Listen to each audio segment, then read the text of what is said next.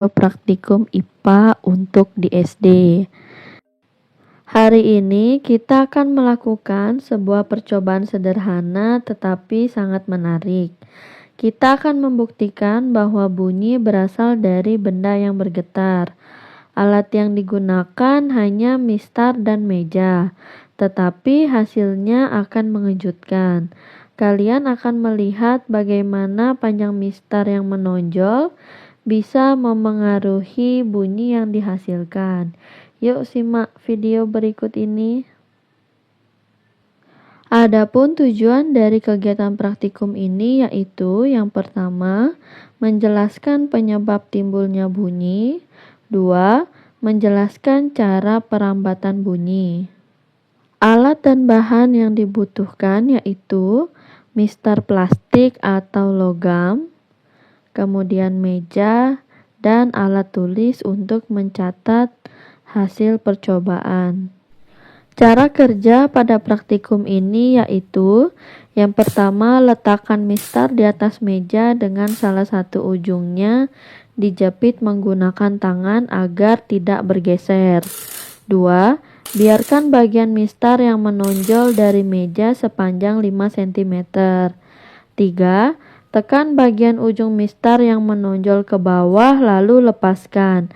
Amati getaran dan bunyi yang dihasilkan. 4. Catat bunyi yang terdengar seperti nyaring, lemah, tinggi, atau rendah. 5.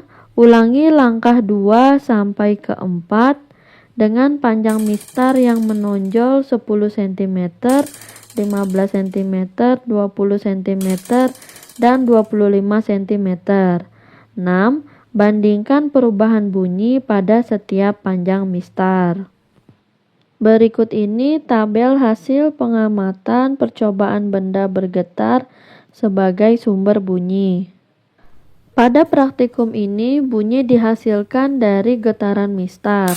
Ketika ujung mistar ditekan lalu dilepas, mistar akan bergetar dan menghasilkan bunyi.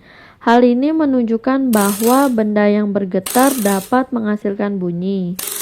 Panjang mistar yang menonjol mempengaruhi kecepatan getaran dan tinggi rendahnya bunyi.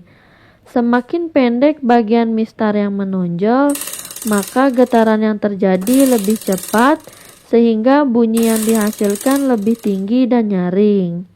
Semakin panjang bagian mistar yang menonjol, getaran menjadi lebih lambat sehingga bunyi menjadi lebih rendah dan lemah. Bunyi yang terdengar sampai ke telinga kita menunjukkan bahwa bunyi merambat melalui udara atau zat perantara dari sumber ke pendengar. Kesimpulan dari kegiatan praktikum ini yaitu yang pertama, bunyi berasal dari benda yang bergetar. Dalam percobaan ini, getaran mistar menghasilkan bunyi. 2. Perubahan panjang mistar mempengaruhi tinggi rendahnya bunyi. Mistar yang lebih pendek menghasilkan bunyi yang lebih tinggi. 3. Bunyi merambat melalui udara. Hal ini dapat dibuktikan ketika kita dapat mendengar bunyi karena getaran merambat melalui udara ke telinga.